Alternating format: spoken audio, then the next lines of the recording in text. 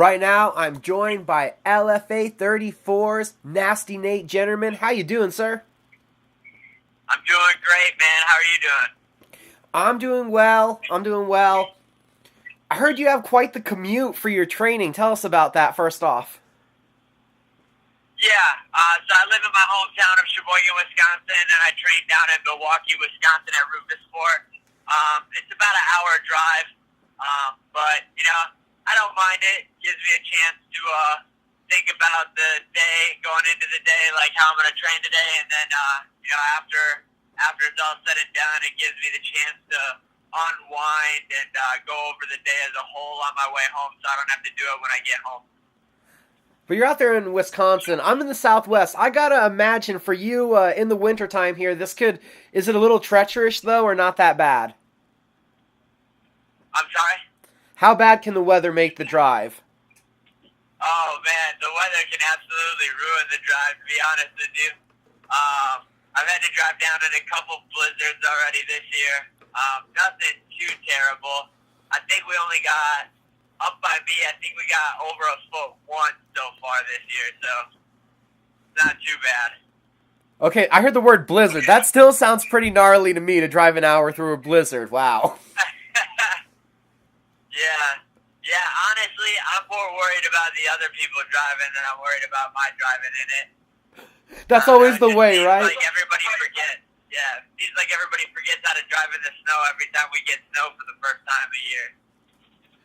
Really? Even in Wisconsin? I'm in the Southwest. I understand when that happens here. We don't see snow. But even there where it's like a regular occurrence, that happens?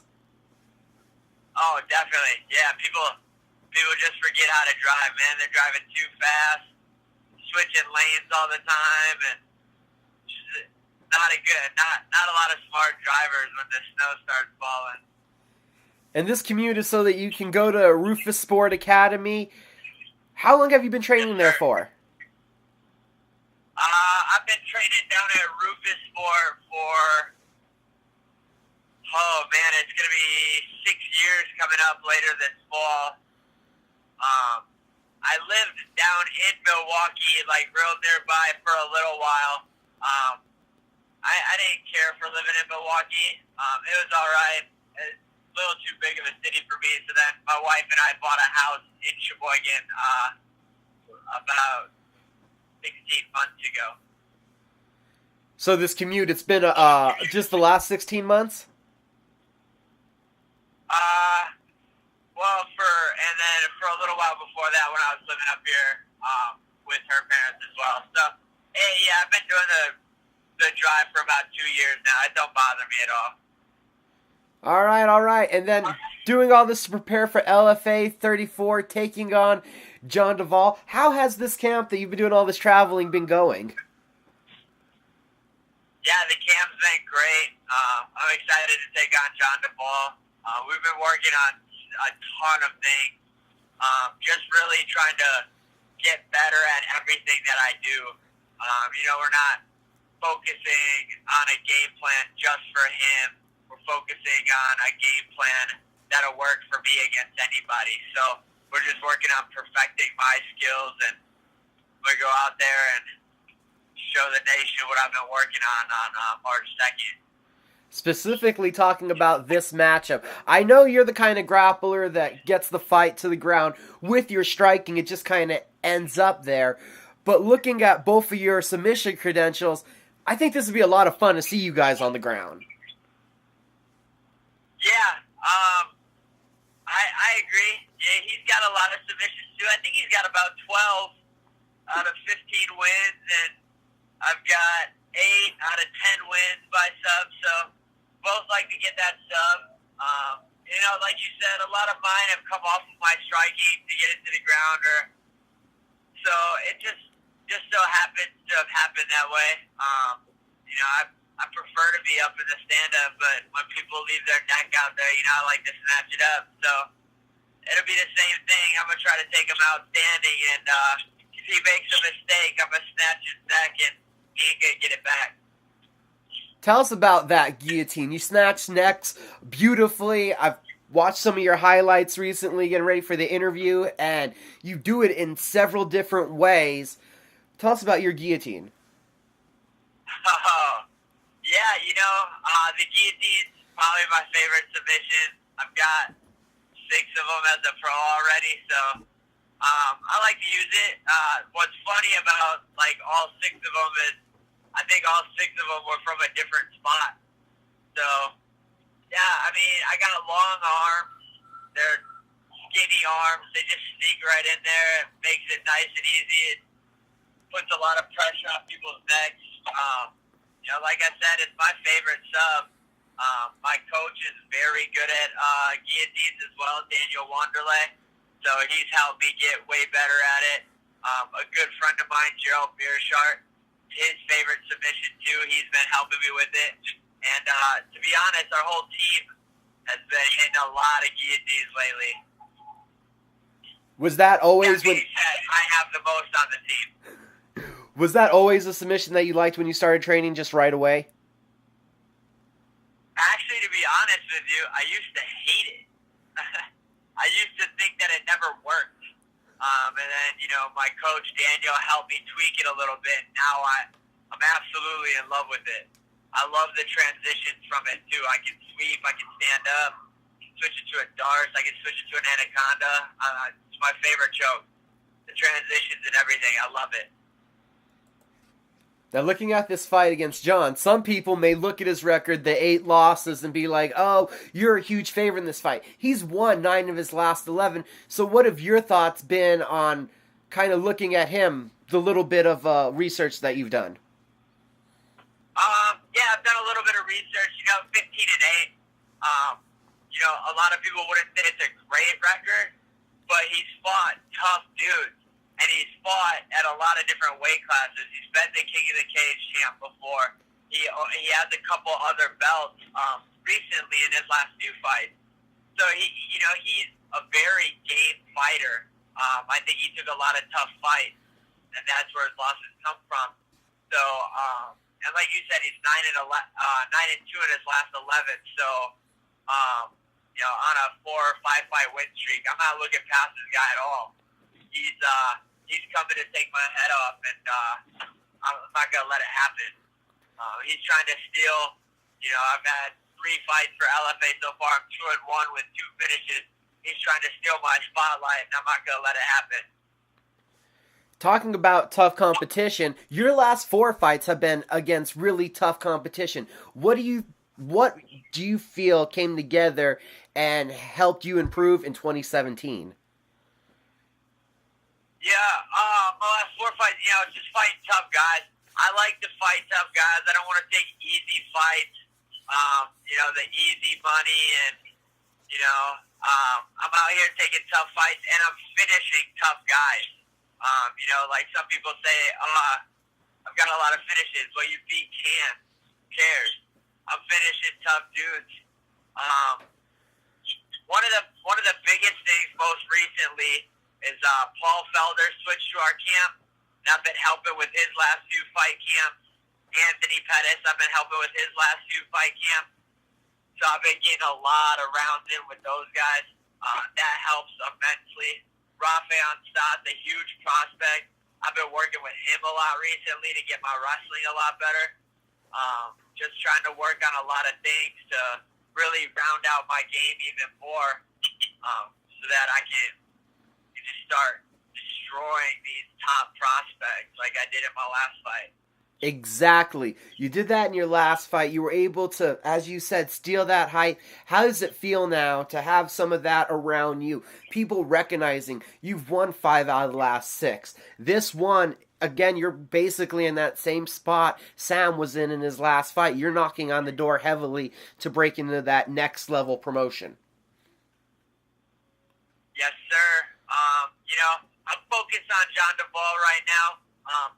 If whooping John DeVall's ass gets me into the UFC, I'd be super happy to take that opportunity. Beating him gives me the LFA belt. We'll be super happy to take that opportunity as well. But I'm not worried about either one of those until I get through him next week Friday. I've looked through opponents and worried about what was next twice in my career. And that was against Alex Gilpin who ended up beating me by a decision, and Bobby Moffitt, who ended up beating me by a decision. So I'm not looking forward to what's next anymore. I've got a new mindset that Duke Rufus, Scott Cushman, Daniel Wanderley have helped me mold, and I'm looking forward to beating this guy down. Well, what's some of the notable characteristics right now of that new mentality you're employing? I'm sorry, what was the question? Tell us about that new mentality. What are some of the things you're employing and want to show off with that new mentality? What have you been doing? Oh man, just not to think about what's next. I gotta focus on one guy and one thing at a time. So I've just been focused on John DeVall for this whole fight camp. Like last fight camp, or not last fight camp, the fight before that against Bobby Moffitt. I was really looking forward to fighting Bobby. I had Bobby in my mind, but I was also like, man, Kevin Aguilar, the LFA champ, I think I could beat him too. When I was taken away from my focus on Bobby, I'm not doing that anymore. I'm not worried about who's next or what's next. I'm focused on one thing at a time. So John DeVall has been the focus since you signed this contract this time around? Yes, sir. The absolute one and only focus. That, John DeVall, and just bettering myself overall. Focus on what I can do. I've done it before in the past where I've focused on what my opponent can do too. And this time I'm focused on me, getting everything better about me so that even if I have my worst day next week Friday, I still take out John DeVall. And then another thing I've noticed from watching some of your fights, toughness. You've taken some on the chin and been able to recover, survive, and win fights. Were you surprised the first time you got your bell rung that you have that chin, that extra ability? Yeah, I mean, it's something that you don't know until you take that first shot. So, surprised wouldn't really be the word. Almost thankfulness. I grew up, my parents got divorced when I was really young. Some tough through that, just like little things like that. I knew I was tough from the get-go. In football, I was never the biggest guy, but I hit hard. I wasn't the fastest guy, but I hit hard. So that was all that I knew how to do, was just be me and be tough. Like you said, I'm taking a few shots from people, and I just I walked through it. I got dropped 3 times in the first round in one of my fights, and in the second round, all I did was come forward, take the guy down, and make him tap like a little girl. Do you ever watch those moments and think, well, back to the drawing board on my defense? Yeah, definitely. Yeah, our coaches always say your skills are your checking account and your toughness is your savings account. He's like, use your checking account. Don't use your savings account. So, but it's always good to have that savings there. So I know I'm tough, but I'm really trying to get more skilled and better at using that checking account so that I ain't got to use my toughness. But it sounds like you've taken opportunities to employ that toughness as a weapon of your advantage. Yeah, definitely. Against Sam, I knew I was tough, so I was able to go forward on Sam and, really suffocate his kick game. Where do you feel fight IQ plays into how you do things inside the cage at the moment? At the moment, I still think I need to get a lot better at my fight IQ. I think there's a lot of mistakes that I make every single fight. Even my fight against Sam, like I watched and I'm like, well, why didn't you do this? Why didn't you do that? Just a lot of mistakes that I've seen out of myself. So I think my fight IQ is something that I can obviously continue to grow. Fight IQ is one thing. with John DeVall having over 20-plus pro fights, that's something that he has an advantage in as being a veteran of the game for a lot longer than I have. So it's just that I need to, I know that he has that on me, so it's something that I need to get better at. Earlier, you did mention football. How much of an athletic background did you have prior to combat sports? Prior to fighting, you said? Yeah. Yeah, I mean, I played sports. I was never like the all-star on the team. My senior year of football, when I was about, I just got the nod to start, and then I fractured my ankle in practice the next week. And then I was out for a couple weeks, and I never really got back to it. So I was never like a star athlete, but I played football, I played basketball, I ran track, I did hurdles, I did the 400. I've always been athletic enough, but never the star athlete. So in fighting, I don't think you have to be the most athletic. So that's why I love it. It comes down to grit, determination, skill, toughness. Athleticism is just a little part of it. Strength is just a little part of it. I haven't been stronger than a lot of my opponents, but I've still made them tap out and quit. What about competitive drive and competitive fire? I am a really bad loser. I am driven to win every time. Like, I am very competitive. I don't even like losing Monopoly at home. I play this card game with my wife, and I swear she cheats because she beats me every time. But she's good, and I hate it. What led you to transitioning to fighting? I watched it a lot on TV, and then when I was 16, some guys that I used to watch it with told me that there was a gym in my hometown of Sheboygan that I hadn't known about. I never heard about it, never seen anybody there before, and I went and tried it out one night, and I was there for 3 hours. I fell in love the first night that I was there with training. And, in high school, I was training, tried to train as much as I could during football and track season, which I did all 4 years. But I had to take little breaks here and there through high school. But then I had 3 pancreation fights before I was 18.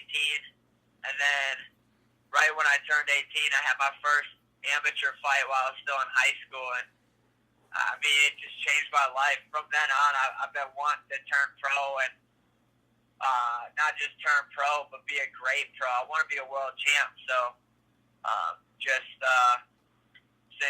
I was 16, I've been wanting to be a world champ in MMA. So and that finally starting to come together.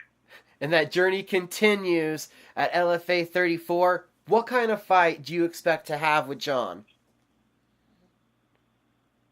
Oh, man, honestly, I think I have the better wrestling and offensively and defensively, so I expect this fight to take place wherever I want it to. If I feel like I don't necessarily feel the stand-up that night, I'm going to be able to take it to the ground. And if I'm feeling the stand-up and I'm feeling myself, I think I can keep it standing. So, see this fight playing out exactly how I want it to. It's no knock on John. I just feel like I've got the better wrestling, and he's a very game opponent. Brown belt in jiu-jitsu, stand-up guy. Seems very nice, very whatever. But I got to take it to him next week Friday, and I think I'm gonna knock him out in the second round. Nate Jennerman, it was truly a pleasure getting to talk to you, sir. Thank you. The pleasure is all mine. Last but not least, can you tell everybody how to follow you on social media? Yeah, you can follow me on Twitter at Nasty Nate MMA. My Instagram is also Nasty Nate MMA. So go and hit that follow button. You won't be disappointed. Was there anybody that you needed to thank or shout out to? Yeah, as always, I got to thank God for, all the blessings in my life. And then, just thankful for all the guys in my training camp. I've been working with Rafael Stotts a ton lately. Josh Marsh, Emmanuel Sanchez, Brian Bautista, Jordan Griffin, Gerald Beershart, KP St. Louis, Mike Biggie Rhodes. The list goes on and on and on. And just a shout out to my sponsors, Combat Corner for helping me with the best gear in the world, Grip Mouth Guards for keeping my teeth inside of my mouth, Iowa Bison Company for helping me with the Beat 1740 Beer Bomb, Raw Dog, Pet Supplies in Sheboygan, Wisconsin, Champ Sports Bar in Sheboygan, Three Sheeps in Sheboygan, Advanced Mind Care and Wellness in Sheboygan. All these guys help me out a ton. Healthy Living Acupuncture, just keeping me in check all the time. I can't be here without everybody in my life. So thank you to all my friends, family, my wife, mom, my dad. Man, the list could go on and on. I'm thankful for everybody, man. One more time, see Nate in action at LFA 34, March 2nd at the Mystic Lake Casino, Lake Pryor, Minnesota, or on Access TV. Again, sir, thank you for the time. Thank you very much.